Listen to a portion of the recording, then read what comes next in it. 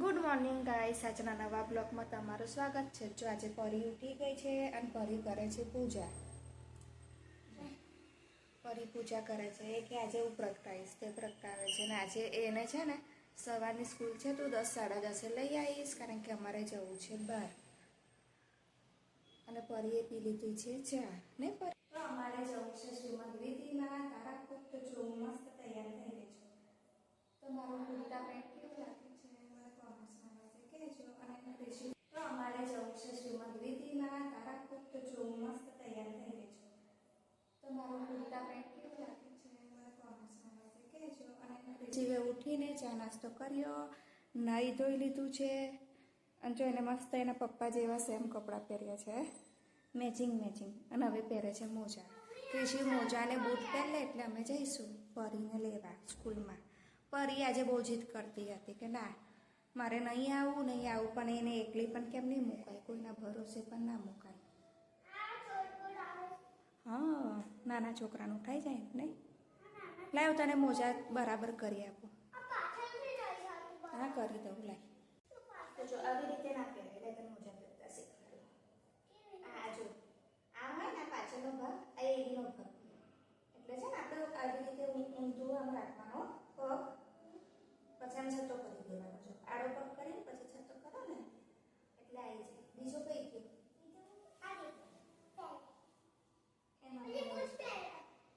Boot પહેરવા છે, boot મેં તારા કાઢી મૂકી દીધા છે બહાર। પાછળથી કાંસકો લાવી, હા કહું છું, પાછળથી કાંસકો લાવી તારું માથું કમ્પ્લીટ કરી દો।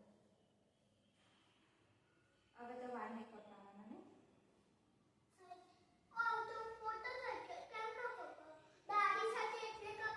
દાઢી થશે હજી તો બહુ વાર, એટલો બી મોટો નહીં થયો તને અત્યારથી દાઢી આવે। બહુ મોટું થવાની ઉતાવળ છે, આપણે નાના સારા છે, પછી તું મોટો થઈશ ને તો એવું વિચારીશ કે કાશ હું નાનો હતો। અમે અત્યારે એવું વિચારીએ કે અમે કેમ આટલા જલ્દી મોટા થઈ ગયા, બધી જવાબદારી માથે પડે, ખબર પડી। તો અત્યારે થયા છે 9:30। ઋષિ પહેરે છે બૂટ અને હું પણ તૈયાર થઈ ગઈ છું। હું પણ જાઉં છું નીચે, પરીના પપ્પા ત્યાં નીચે વેઇટ કરે છે। શું દોરી બાંધી આપું? તો તું બીજો બૂટ પહેર લે ને પછી ઊભો થઈ જાય, એટલે બંને દોરી છે ને કમ્પ્લીટ બાંધી આપતો।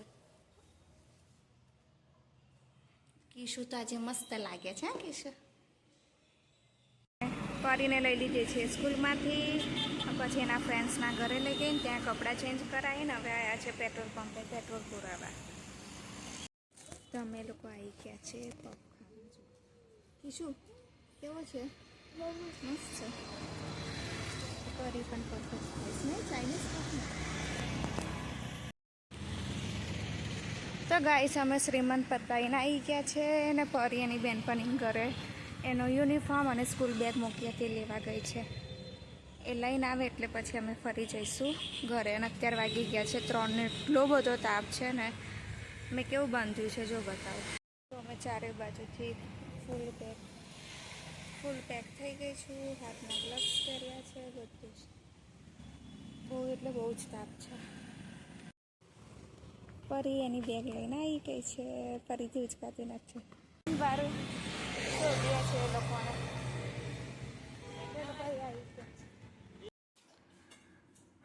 તો અમે આટલી ગરમીમાં ઘરે આવી ગયા। ઘરે આવતા રસ્તામાંથી શું લાયા?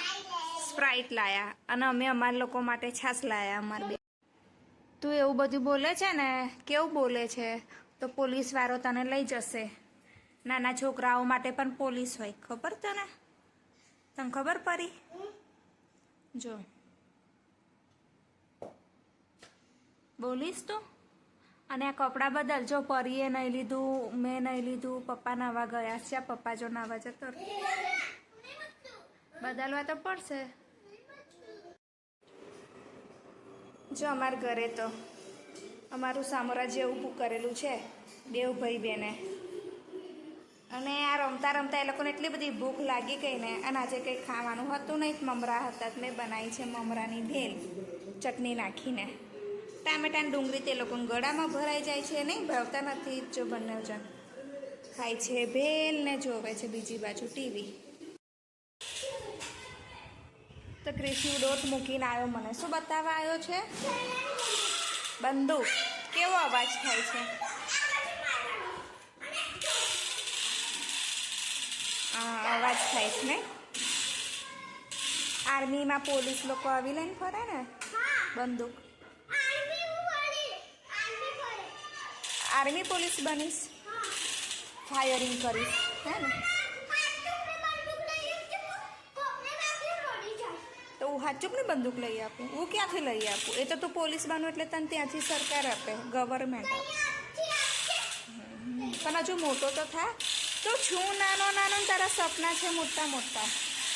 ક્રિકેટર બનવું છે, પોલીસ બનવું છે, હવે આર્મી બનવું છે, આર્મી પોલીસ. આજે કોણ આવ્યું છે? જયું આવ્યો છે, ક્રિશુનો ભાઈબંધ. અને આ શું ફાયરિંગ કરવાનું થયું? આમ સીધું મારતો નહીં થતું. જયું ને આવડતું હશે ને.